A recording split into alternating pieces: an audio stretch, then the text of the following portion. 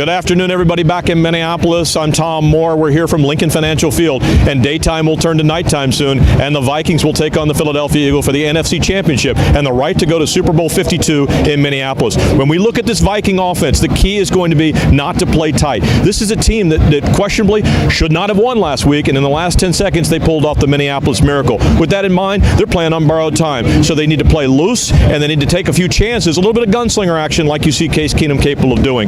The other important thing against this Philadelphia defense is they're very stout up the middle. You've got Fletcher Cox on the inside, great at stopping the run. You got Brandon Graham, who's both a good pass rusher. He can take the backs out of the backfield and cover them, and he's also good stopping the run. And then Malcolm Jenkins. That is the strength of this defense. To get away from it, the Vikings need to get outside. So while they certainly will try Latavius Murray up the middle, I think you're going to see them try to get the ball to the outside on pitches, maybe even reverses, to Jerick McKinnon, and you might even see Stephon Diggs on a reverse today.